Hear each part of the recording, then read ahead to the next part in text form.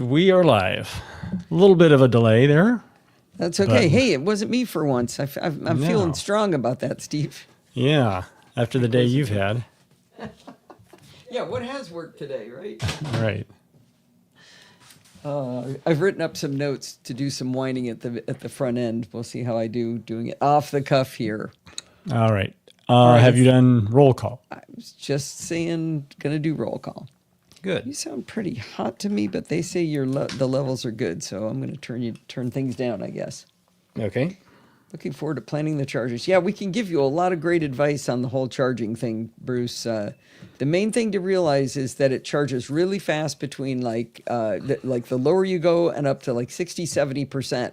So don't stop at a charger and try to charge to 100%.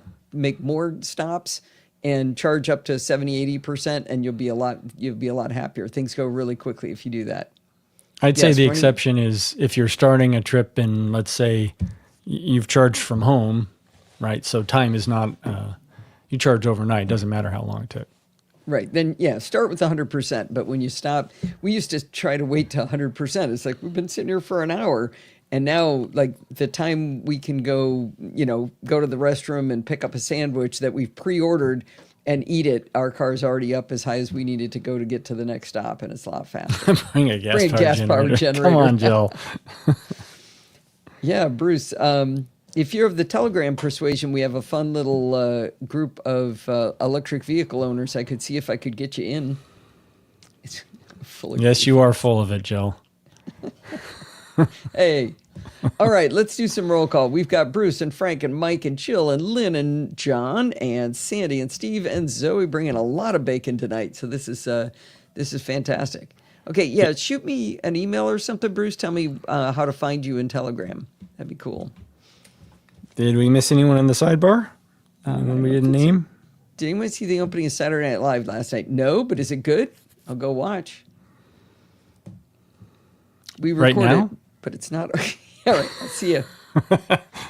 Okay, I think I should start going here. Oh, you missed Lynn. I missed Lynn. Oh, yeah, because you're not in the live show. Listen, I'm sorry. Lynn. Yep. She is in live show listen. How did that? Oh, then it's my bad. Maybe she just popped in. Never mind. No, she was there. All right. And I've been talking to her. Okay. Not too bright. Oh, we got our Eufy doorbell camera thing, and it's as cool as yours is, Lynn. We love it. Except for a bunch of those other technical difficulty that I will get into in a moment here.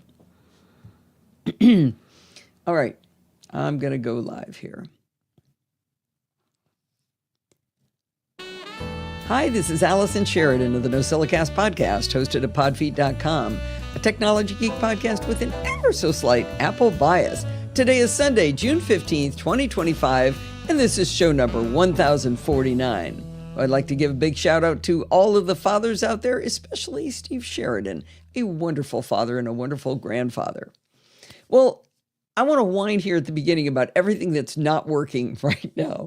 I have such a tough schedule coming up. I've got the 2 talks that I'm going to do for MacStock that I haven't even started. I've got a video coming up for Screencast Online. Next weekend, Lindsay and her kids are coming over, and her husband are coming over for the weekend. So I've got a lot of stuff going on. I don't have any time for anything to go wrong, and everything has been going wrong. One of the things I wanted to do was to review the new Homey Bridge Mini. This is a tool that lets you do home automation stuff, kind of say a replacement for HomeKit that allows you to just do automation a lot easier. It's one of those things that's almost good enough to review, but it's got enough problems that I think I probably won't. But I still spent like 3 or 4 hours doing all this investigation, and now I can't do anything with it. So I don't know. People tell me I should do reviews of stuff that I wouldn't recommend, but I hate to do that because it's not a bad product. It's just not quite there for me. Then we went out and bought a new Eufy doorbell. That's what I asked for my birthday. And Steve wanted an outdoor camera. And so we ended up getting an outdoor Eufy cam to replace one of our final outdoor Wise cams. And we decided to get a home base through Eufy. So the home base lets you store video locally. It's this cool thing, and it makes things go into HomeKit real easily and everything. Well, the Eufy doorbell and the Eufy camera, outdoor camera, both are great. but we can't get that home base to behave itself to save our souls. We have reset it 400 times. It tells us to put it in HomeKit, but then we put it in HomeKit and it says, no, it's not in HomeKit. You got to put it in HomeKit. We delete it from HomeKit. It won't, keeps trying to put it in HomeKit. It's been a nightmare. We probably spent 5 hours on that. That didn't work. But that's going to be a whole story I'm going to tell you about when we get it fixed. Then, let's see. I tried to put them into HomeKit using Homebridge, and I installed the plugin. But then there was this thing that I needed to get it into the newest version of Node.js, so I upgraded my Homebridge. The Docker container in order to get the new version of the Docker container for Homebridge because it has the newest Node.js, but Node.js, it turns out that came out version 22, but none of my plugins work with 22. So this whole thing doesn't work. I need to downgrade it. Can't figure out how to downgrade. So that sucked up about 3 hours today. So that was awesome. And my server's having problems. It's been having problems since June 2nd. It's been having CPU spikes every 4 to 5 hours. It'll hit 100% for like, 10 minutes, and then it goes back down to like 20% CPU usage. Don't know what's going on. I've been spending all this time, quality time with ChatGPT helping me. Haven't figured it out, but today I noticed things weren't loading at all, and it turns out my steady state is like 75% CPU usage. So I don't know whether you're going to be able to read anything on the blog and, do anything fun with the content, but yeah, it's been awesome. I'm getting a lot done. Oh, and I've got to get going on that Screencast Online video pretty soon, like tomorrow. Anyway, wish me luck. I did mention earlier that I could use some content. This is going to make me need this content even more. If you guys can, grab anything you got on your desk, any gadget you got, you can describe your pencil if you want to. I need some content. I'm going to need it for the next couple of months. So get to writing, get to recording. I'd really appreciate the help. So that was not in your post. Nope. I told you I had some notes I wrote to. You winged it. I did. I winged it. Oof. No, I had little notes, but that's rough. Multiple Docker containers for Homebridge.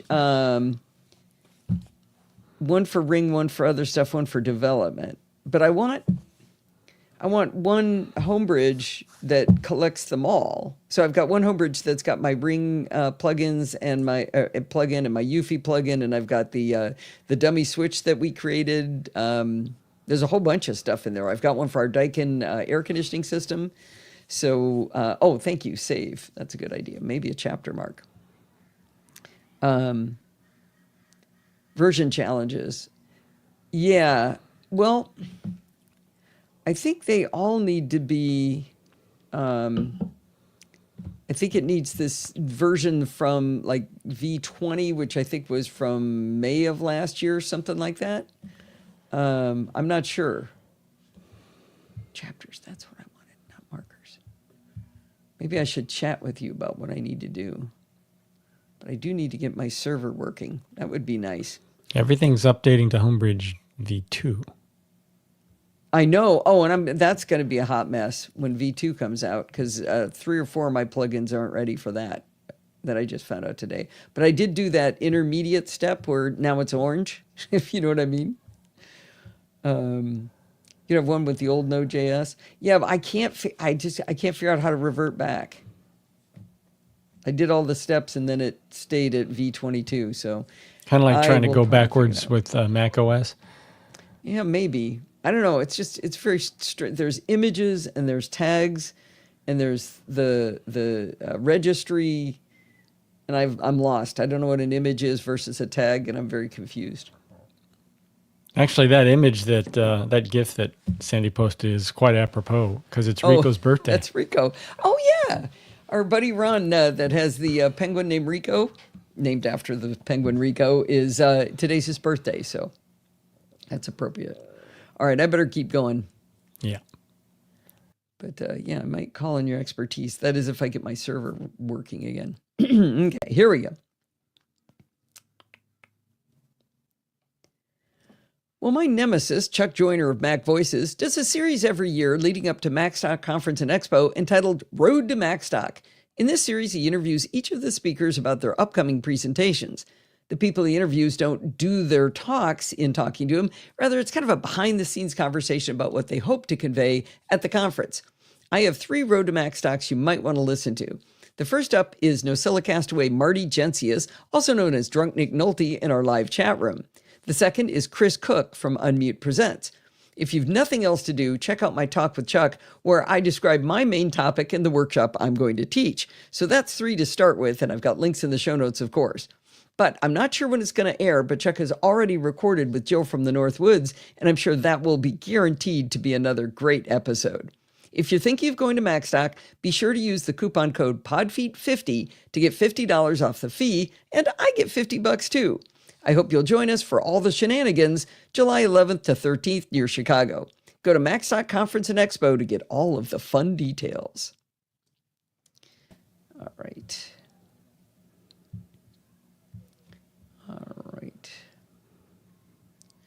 Here we go. Jill, he did not post yours yet, correct? I wrote that about a week ago or 4 days ago. Okay, correct. All right. Mike's got a possible review coming up. Oh, yes, whatever it is, review it. That'd be awesome. Undersink reverse osmosis system. Huh. Oh, yeah. Actually, I would like to see that. That's what Kyle has, right? I think so. Yeah. Yes. That would be very cool. Yeah. All right. Tabletop reverse osmosis. It's not small. That's okay. Seriously, I'm going to be dying. I'm panicking. I don't think he meant the review. What? I think he meant the device. What? He's not going to review the device? No, he is. No, when he says it's not small, I don't think he meant the review is not small. He meant the device is not small. Okay, I didn't say either way. Okay, whatever. Right after you said, okay, "Oh, it doesn't matter." Keep recording. Okay. Okay, here we go. Well, we have a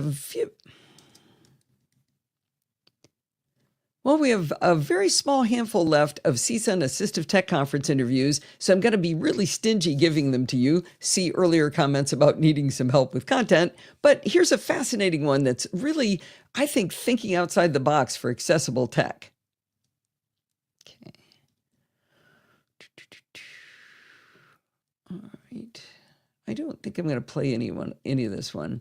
This woman did such a good job on this one. This is a little mouthpiece that has a touchpad that you actually move your cursor on a phone or a computer with your tongue. And part of it, wasn't it you sip in, Steve, to do like double tap or something like that? Yeah.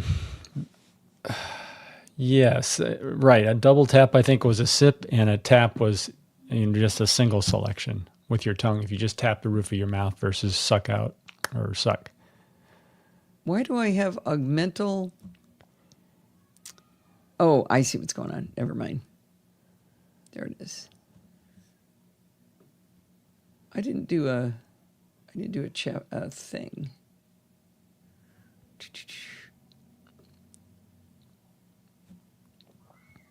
Maybe I should do that here.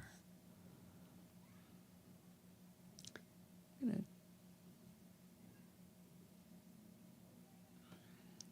try to decide where to put my my new jingle. It's funny, I was depressed thinking I was going to have to play that other jingle, and I remembered I've got the new one. Let's see. See if you like this order. All of the fun details. Oh, I think it needs to be way over here. Well, we have a very small handful left of CSUN Assistive Tech Conference interviews, so I'm going to be really stingy giving them to you. See earlier comments about needing some help with content. But here's a fascinating one that's really, I think, thinking outside the box for accessible tech. Virgie Hoban is here. I think that works. Mm-hmm. Putting it before I talked. Yep. All right. I did that. I sped ahead because we need another happy upbeat.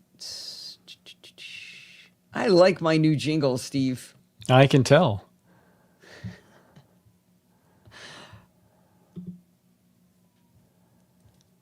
All right. Are you reading this one? I am. Okay. It's long. All right. You don't want me to?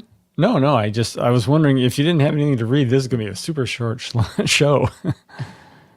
Not for lack of trying to make content this week, dear. Yeah. This is actually really cool. I'm excited about this one, and I used it today. All right.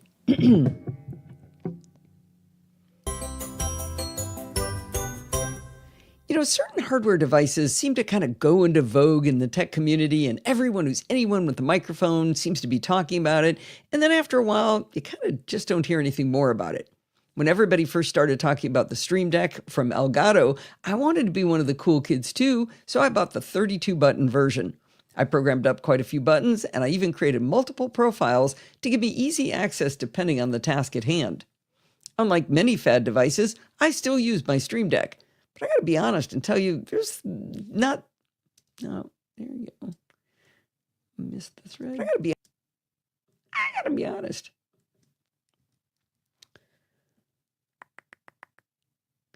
But I got to be honest and tell you that there's one thing that holds me back from using it as much as I thought I would. I use a MacBook Pro connected to the Stream Deck on my desk, but I also use a MacBook Air that's very rarely connected to the Stream Deck on my desk. I travel a fair bit, and I often words are right there. Why is it so hard today?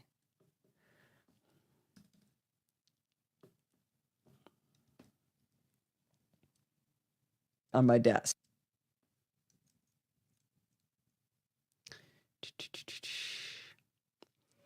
I travel a fair bit, and I often want to or need to do things that are programmed into the Stream Deck, but I'm not going to carry it around with me, right?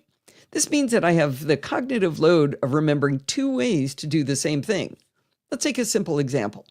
When I import the recording of Bart and me from Security Bits into my audio editing software Hindenburg, I'm hearing your mouse. When I import... Steve? I'm muted. My mic was Really? muted, yeah. Okay, Jill says she can hear it too. Can hear you tapping. How would she hear it? Well, she would hear it in the live show, right? I'm sorry, in Discord. So if I mute my mic, I don't know how anything gets through. Yeah. I'm not sure. Are you sure that's me? Oh, John says, sorry, that was mine. Well, I only listened to you. Actually, do whatever muting you thought you were doing and then talk.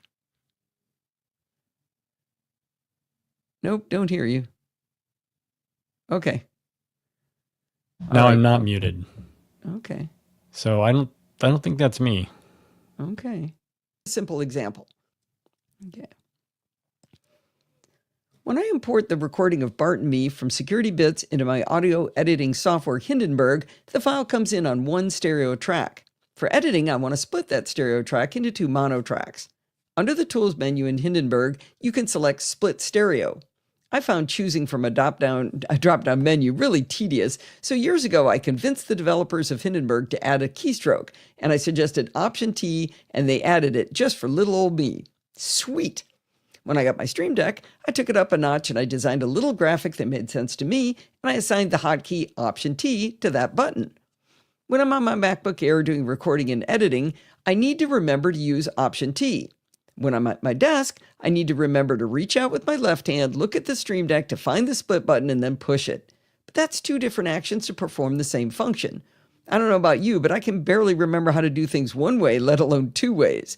Option T is easier and it works in both places, so I sincerely forgot until recently that I even had that button on my Stream Deck to split tracks in Hindenburg. Let's take a weirder example.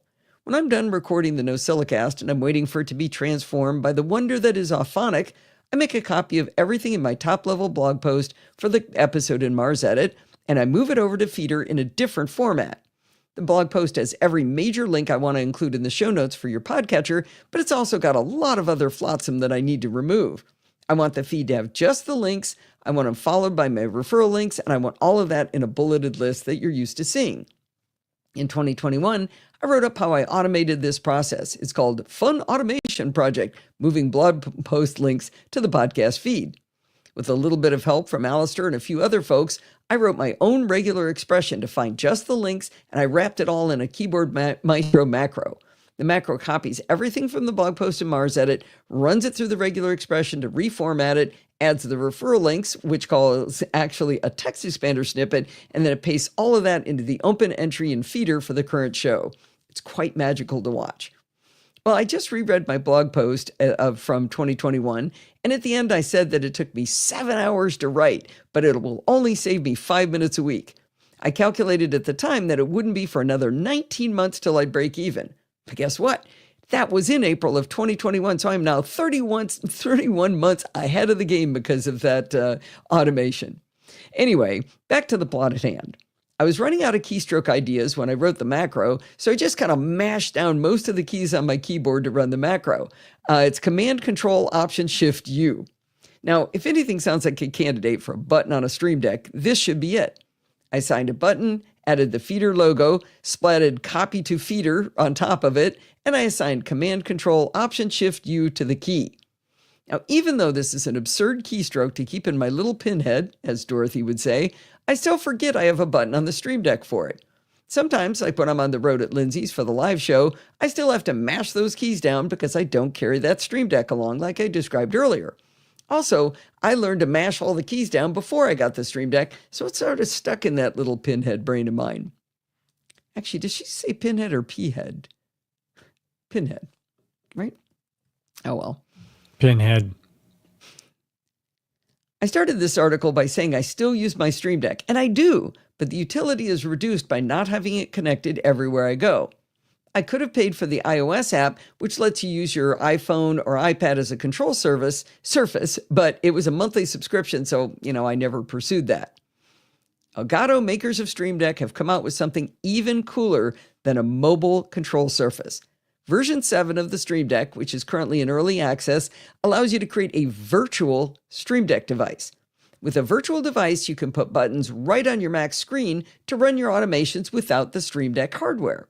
Now, before you get too excited, you do have to own a physical Stream Deck in order to create virtual devices. Once you install version 7 of the Stream Deck software and then plug in a physical Stream Deck, you'll get a new menu choice under the drop-down in the upper left. For a long time, you could add a mobile device, but now you'll see add virtual device. I think I remember reading that you have to plug in a physical device like every 30 days or so to retain the capability. Seems like a legit way to make sure people still pay for what they're getting.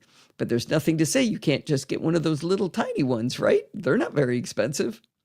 All right, choosing Add Virtual Device from the dropdown will create Virtual Stream Deck 1, which you can rename. In the software, it will default to a 3x2 matrix of empty buttons on your screen, and those same empty buttons will appear in the software interface for Stream Deck as it appear on your screen. Just like with a real Stream Deck, you can add actions to the buttons and graphics and assign macros. As you work in the app, you'll see the buttons filling in accordingly in the virtual on-screen Stream Deck device.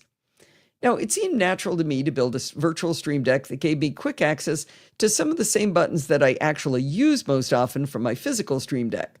Rather than recreate them, I decided to copy them from the originals that are installed on my physical device. Now, this is an easy but very tedious process in the Stream Deck application. You have to flip back and forth between the real and virtual Stream Deck devices using a drop-down menu, and Command-C and Command-V do not work to copy from one device to the other. You have to right-click, pull down to copy, use the drop-down menu to flip to the other device, then right-click, choose Paste. For a device that's all about efficiency and automating things, I'd sure love to see a drag-and-drop process for this. All right, enough whining. Virtual devices can have separate profiles and folders for organization, just like a real Stream Deck device. I've never enabled this function, but virtual and real Stream Deck devices can have a profile of buttons that appear based on one specific application being open. You can even add multiple pages to profiles for virtual devices. So imagine I could have a profile that opened up just when Hindenburg was open, so I'd always have all of those editing functions there. I've never done it, though. I'm not sure why. Anyway, I mentioned that when you first add a virtual device to your screen, you get that 3x2 matrix of buttons. Unlike a physical Stream Deck, you're not constrained to that layout configuration or to only 6 buttons. To the right of the name of your virtual device, there's an icon that looks like 2 sliders, and that gives you a whole slew of display settings. You get an area to control the layout with the number of rows and columns you'd like, with up to an 8x8 grid. Now, this is super handy because if you lay in some buttons, but then maybe realize you want to rearrange them, you can add more rows or columns to give you kind of holding places while you're moving them around. It's like that kids game, you remember, with the matrix of little squares, you have to slide around to form a pattern, but there's only one empty square, so you have to keep moving one thing over to move something else up, to move something else to the left. You don't have to do that with the virtual Stream Deck because you can make this larger matrix. After you're done sliding the buttons around in the Stream Deck interface, you can go back to the display settings and collapse the number of rows and columns to fit. I'm going to stop because I've seen 3 typos and I can't hold any more in my head. This might be easier for me to fix though. Grid dot. There's a missing space. And I think there's 2 dots somewhere. Yep, there it is. And I think I wrote iPhone lowercase. iPhone. Huh. Phone? Yeah, that's why it was iPhone or iPad. Ooh, that's a capital P. Okay. Please save me.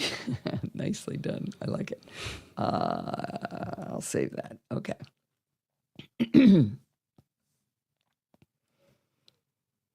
In the same settings panel, you can set a hotkey to toggle your virtual device on and off, but this hotkey only works when the Stream Deck is hard to say. In the same settings panel, you could set a hotkey to toggle your virtual device on and off, but this hotkey only works when the Stream Deck app is running. This is probably a good time to mention that in past versions, version 6 and below, Stream Deck was one of these weird apps that's running, but like you can't see it running. So like it's not in Command Tab for app switching, and it's not in the dock. I've never known what that kind of app was called, so I asked Claude AI, and it said these apps are called agent or background applications, and more specifically, it means they have the launch services user interface element set to true. So now you know. I'm going to keep calling them those weird apps that don't show in Command Tab or the dock. Version 7 beta, or this early access version of Stream Deck, is now a normal app. It's not a weird app, but it's still a little bit weird. Like I said, using the hotkey to toggle on the virtual Stream Deck doesn't work if you quit the app. Now, by quit, I want to be really specific. I mean use Command Q or from the menu choose File Quit. I know that sounds obvious, but here's why I'm being so specific. If you use the red dot in the upper left of the Stream Deck interface, not quit, the app disappears from being a foreground app as though you've quit it, but the virtual Stream Deck remains on screen. This means you can use the hotkey you've assigned to toggle the virtual Stream Deck on and off without having to launch Stream Deck. After using the red dot to close the Stream Deck software, it's no longer visible in Command Tab and is gone from the dock, but it remains as a menu bar app. Now, what do we call that? Half weird? Did I set that one user interface element to false when I did that, or to true, I mean? Anyway, I'm not sure. I'm going to call it half weird. Let's get back to what else you can configure in your virtual Stream Deck. You can get the drink.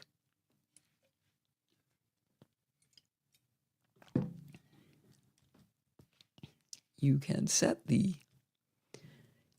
on-screen buttons, evidently called the panel, to auto-hide when the cursor leaves the panel and or after an action is triggered. In my initial testing, I thought I wouldn't like either of those options, but as I learned more, I found a really good reason at least one of them might be great. We'll get to that reason in a moment.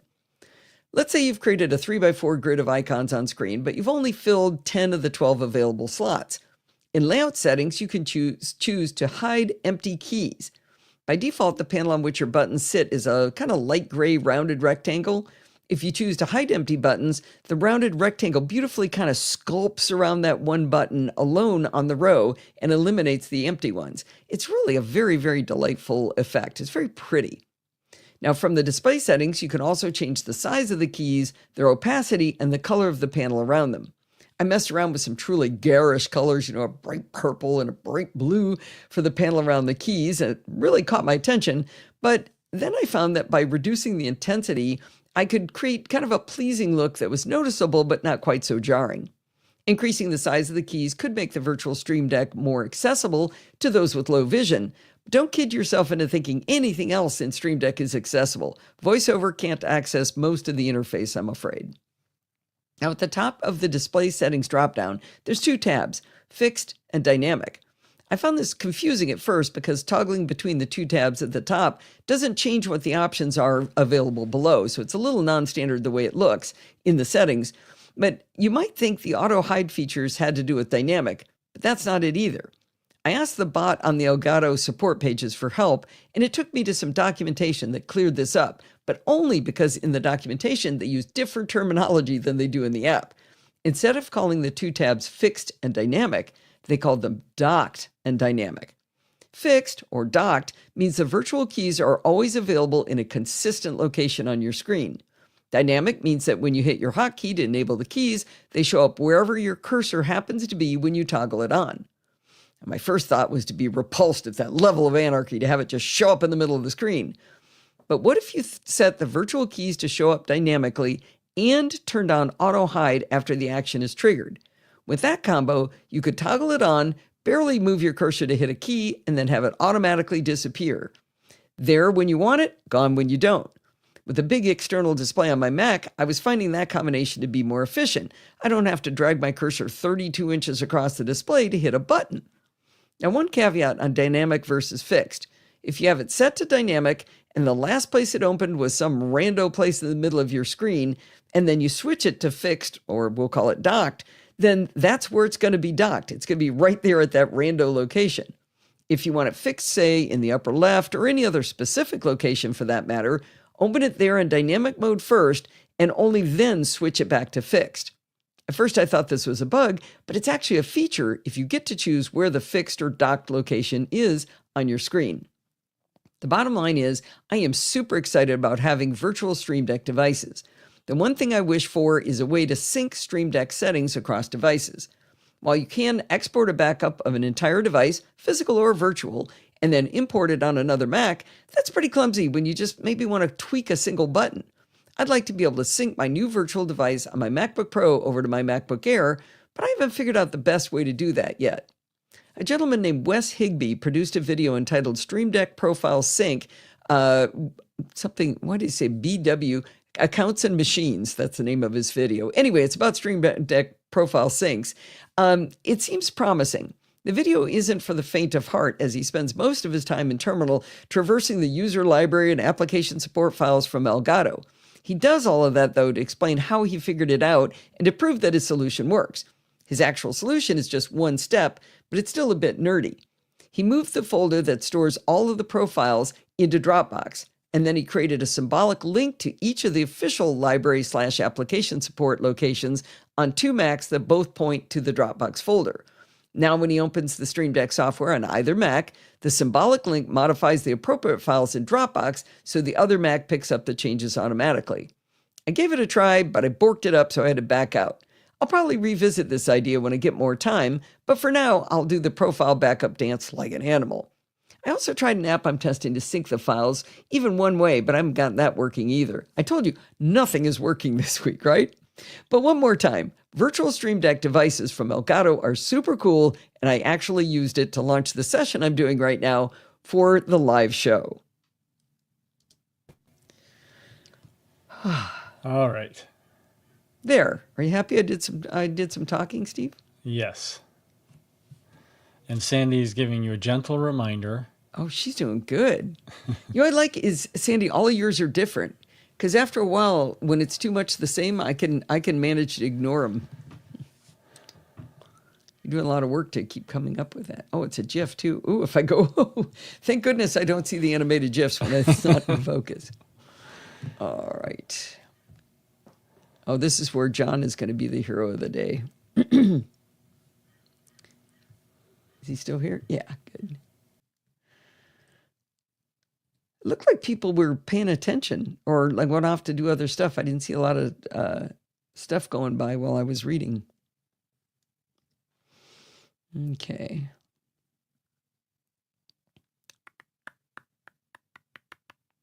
What am I looking for? I'm looking for, oh, cha-ching.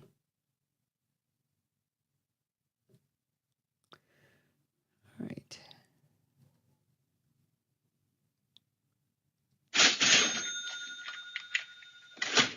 Well, if you can't make it to Macstock and use my referral code to help support the show, then maybe you'd look good in one of those snazzy new NosillaCast 20th anniversary shirts. I only make $5 on each shirt, but every little bit helps. NASA Nut in the live chat room, also known as John Ormsby, sent me a photo of him sporting the cardinal red version of the shirt, and it is stunning. Maybe I just like the photo because he has his 2 adorable dogs with him. It's hard to tell. In any case, he helps support the show, and you can too. You know what? If shirts aren't your deal, though, how about a coffee mug or a tumbler or a glass sleeve? Check out all of the cool options at podfeed.com/shop. Is that you? I was looking at the dogs. Perfect. We were commenting how those 2 dogs look a lot like Tesla and Dodger. Oh, man, yeah. When they were younger. Definitely. Yeah. All right. What are their names, John? Yeah.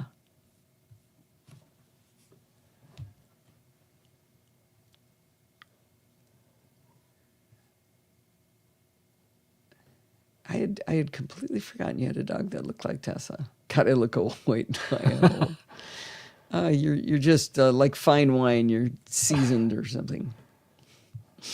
Aging well. Yeah, Sandy always Roxy. pulls out the I'm older. Roxy and Ziva. Aw. I'm not sure you've ever told us those names before because I do not remember those names. They Then look again, I'm old. They look fairly young. Although, is there a little white beard on Roxy? Or is that just an artifact? Like the way she's got her chin down. Yeah. All right, let's see how this sounds. Last shop.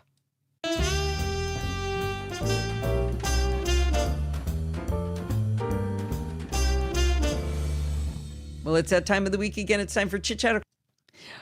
I didn't know Ziva went to college. I know that was too long of a, if I'm going to age, I might as well flaunt it. Oh, wow, great. Well, it's that time of the week again. It's time for Chit Chat Across the Pond, and this is episode number 816 for June 14th, 2025. And I'm your host, Allison Sheridan. This week, our guest is the self-proclaimed grandfather of the show, Bart Busschots. Well, hello there. I remember what it's like to be officially on this show, although I did sneak in last week without meaning to, which was nice. That's right. That was kind of an accidental bonus prize for the Chit Chat Across the Pond audience, and I think that was worth having a standalone episode for sure. That was really fun.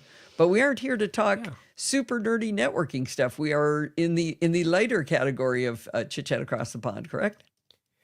We are indeed, and this is one of those things that has been, as you would say, blowing my dress up for months, and I haven't had a reason to talk to you about it. And it was on my to-do list for when I hosted the show, but there was so much other content it fell off. Okay. And it's just sort of been sitting here. And then, of all people on planet Earth, Mozilla lit a fire under my backside because they cancelled something a lot of people are very fond of called Pocket. And what is Pocket? What was Pocket? Pocket, well, it's. I'm not sure it's fully dead yet, but it is dying. Not quite dead yet. July is the end date. Yeah, I thought you'd get that. It is a bookmark manager. Or a link manager, depending how you want to count it. Basically, you have a link, you save it in a categorized way so you can find it again later. And I think link managers are a bit like RSS readers these days. Most people have no need for them. But the people who do really rely on them. And they get very cranky when they go away. I think I remember talking to Chuck Joyner about this topic a long time ago, and it was Read It Later was one of the classic examples of it. I used to use that one too. Yeah. Well, and I challenged most people, not you, because I know you really do use it, that most people probably say read it later and then never read it later. That you think, oh, that's going to be interesting. I don't want to forget that. I want to hang on to that one. And then all of a sudden you have this giant pile and then you feel guilty about it. And you just change bookmark managers to a new one, hoping that your habits will get better if you just clean house. But you definitely use your bookmark manager. Yeah, and my RSS reader, because I do 2 news-based shows. So I have every 2 weeks, I have a security bits to record, which is basically gathers together all the relevant links, have them in some sort of organized structure, pick the ones that are worthy, throw away the rest, clean the folder, start again. And I have another one for Let's Talk Apple, and it's the same. Build them up for a month, write a show, clean it out, build them up for a month, write a show, clean it out. So yeah, I use it very heavily. And you can't find news stories by just randomly surfing the web. You pick the news sites you trust, you subscribe to their RSS, and then you actually read it in a controlled way, and then into your bookmark manager. So yeah. And the good news is I found one that I don't just tolerate, because I have been unhappy for years now. I've been sort of hanging in there. I'm going to jump and say it's raindrop.io. Okay. And I don't know how I managed to not find this app before, because it's ancient. It's been around forever. It just never made it onto my radar, and it's bloody brilliant. Huh. So you liked Pocket but didn't love Pocket? No, I tolerated Pocket. It was the least bad of a bad lot. It was Read It Later, I think I used to use, and that app got discontinued, or the Mac app got discontinued. Something happened to drive me away from it that I was cranky about, because I had a process and everything was the way it had been for years and years and years, and then it was gone. I think I remember talking to you about it then, and you being on a hunt for a new bookmark manager. I didn't realize that you were not thrilled with Pocket, but...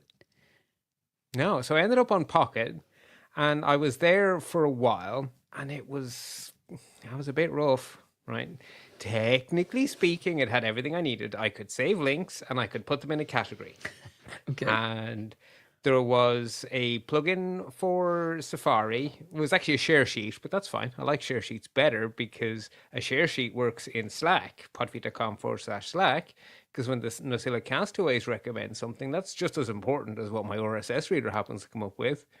And my RSS reader isn't a web page, it's an app. So again, a share sheet is actually better than a browser plugin for me. Okay. It had one, it was really crude, but it was getting updates at a fairly regular pace. And I was thinking, well, if they're updating it regularly and it's not great now, it's going to get better. Yeah? And it did for a while. And then I upgraded to the paid version, so the ads went away and it was a little bit less bad. And then the updates stopped. Oh no. And then the bug fixes stopped.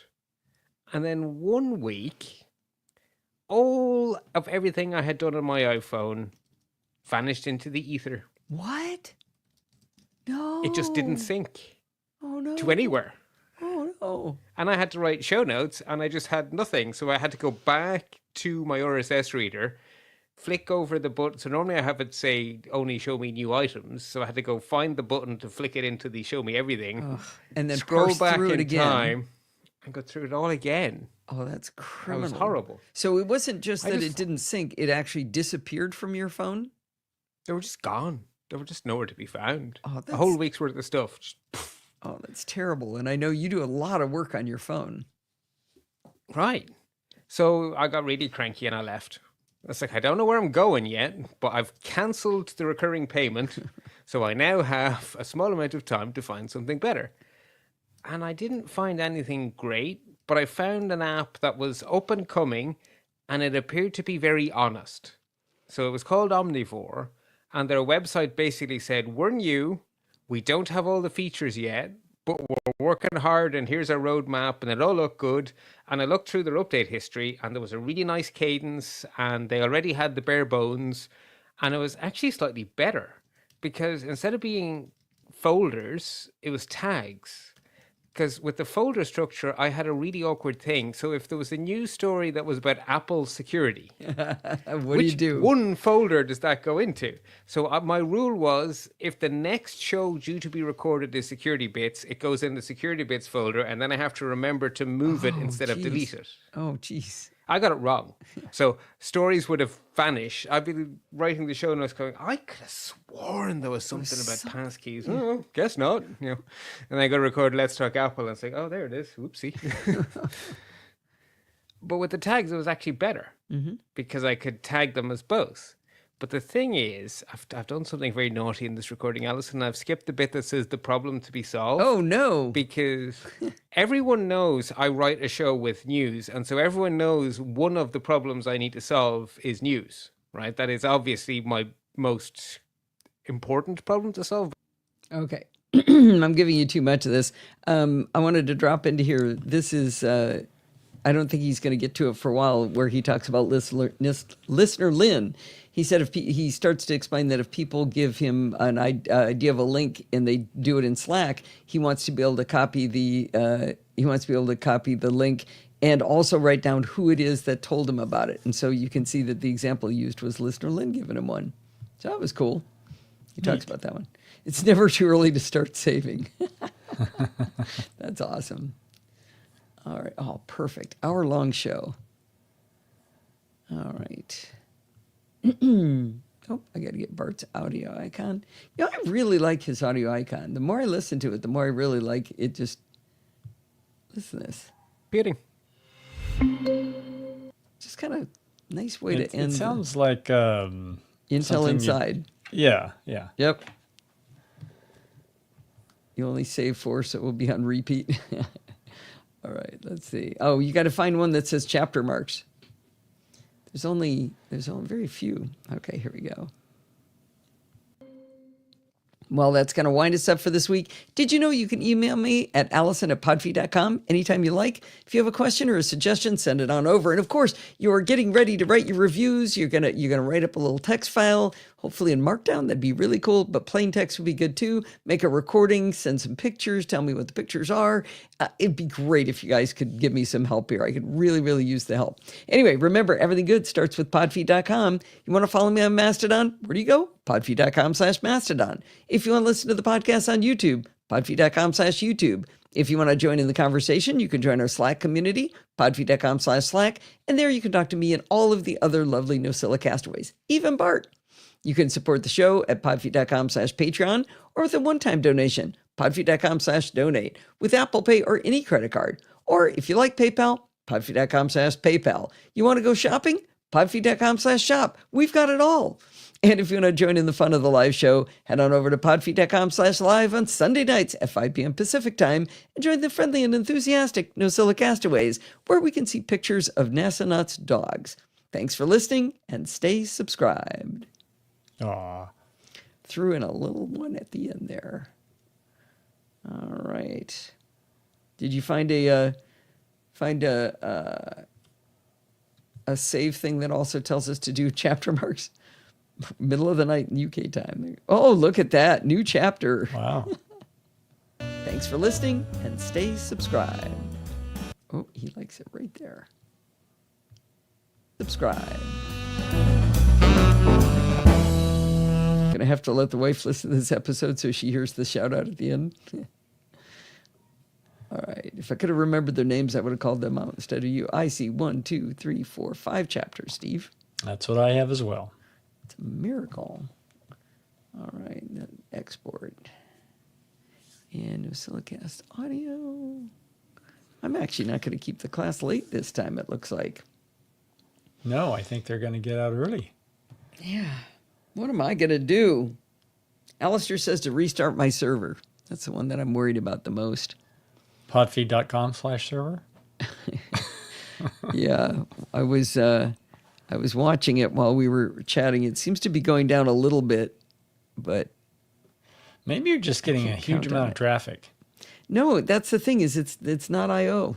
It's not. Oh. It's coming from inside the house. Ooh. So this is just CPU? Yep. It's CPU, load, and bandwidth. And Those they all three kind of things come up. correlate with each other? Yeah. They're, you can see essentially the same, like here's the bandwidth chart. You can see it going right along, just matches right with it.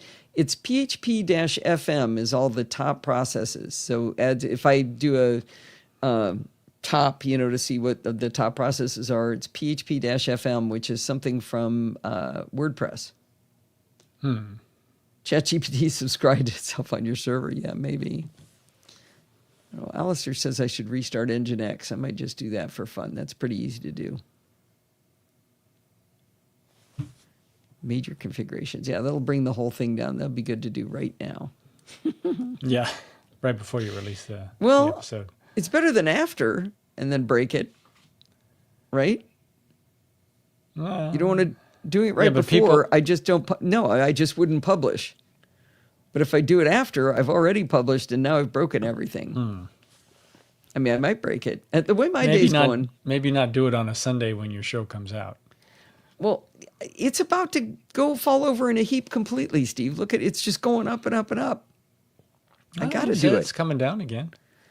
Oh, I don't trust it. Do you really think it is? Restart I at don't the know. wee hours. What's the wee hours for England, right? Trying to I add would some more guess most of languages. your listeners are in the U.S. Yeah, that's true. I don't know why. Actually, right? Well, through I don't subscription. follow those stats anymore. I used to pay a lot of attention to it, but yeah, it always ends up being mostly the U.S. It's actually a lot of California, believe it or not. But then again, we're 12% of the population. Maybe that's why. Bigger numbers. I used to look at the countries and everything. Well, other than having Tesla, the granola state. No, isn't Oregon the granola state? Other than having Tesla make an appearance, are we? I think we're pretty much done. Tesla? Tesla. Oh shoot, I don't think she's going Kepler. to make an appearance. Kepler. Oddly, I get a lot of Wisconsin and California, which means just you and me listen to my podcast. That's it. Where is he? Oh, you want to see Kepler? Oh, you got him? Come here, buddy. You want to come up? He's getting a little bit bigger. Come here. Yeah, he's getting harder to lift. Come here, buddy. He's got a Come here. vaccination appointment next week, and we found out how fat he's getting.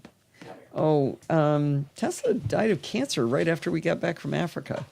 She was fine when we left, and she was nearly gone when we got home. Say bye to It was everyone. unbelievable. There you go. Here, Oh, can such we a get you cute in a little better bugger. position? There we go. He's got such a cute little face. Oh, go full screen on you. I know it'll mute us. Mute me, but go ahead and do it. Do it, do it, do it. Hold on. Can I do it? There we go. Okay, say hi to everyone, Kepler. There you go. Well trained. Well trained. Yeah. All right, let's put you down. Let's set you down. That's probably a better way to phrase it. Phrasing. Yeah. Watch yourself. All right. Well, we managed to chew up a couple more minutes, but I should let the class go. Happy Father's Day to the fathers out there. And I think we'll say goodbye. We'll see you next week. Thanks for coming.